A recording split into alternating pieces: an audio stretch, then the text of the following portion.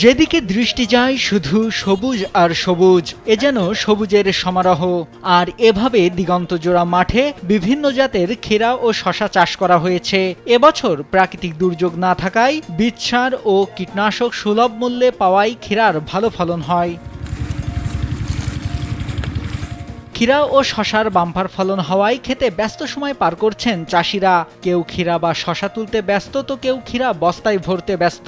এরপর এসব ক্ষীরা ও শশা নিয়ে যাওয়া হয় স্থানীয় হাটে, যেখানে বড় গর্তে রাখা পানির ভেতর ফেলা হয়। তারপর তা ধুয়ে পরিষ্কার করে আবার বিক্রির জন্য রাখা হয়।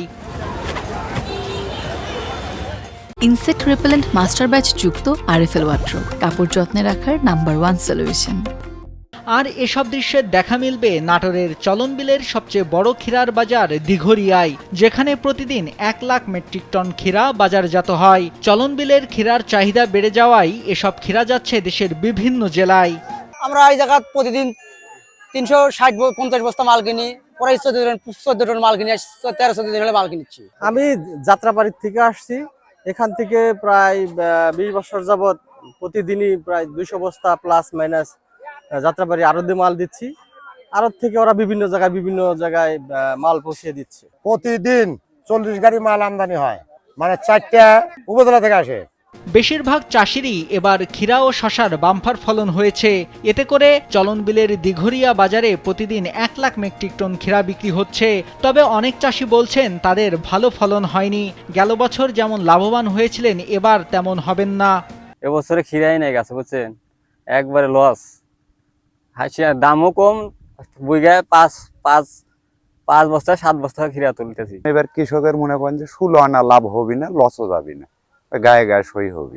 সিংড়া উপজেলা কৃষি কর্মকর্তা খন্দকার ফরিদ জানান, কৃষকদের সার্বিক পরামর্শ ও সহযোগিতা করা হয়। আগামীতে চাষিরা ক্ষীরা চাষে আরও উদ্যোগী হবেন। বর্তমানে ক্ষীরার বাজার মূল্য বেশ ভালো হয় এবং উৎপাদন বেশি হয়। কৃষকরা ক্ষীরা চাষে আগ্রহী হচ্ছেন এবং তারা ভালো একটা দাম পাচ্ছেন।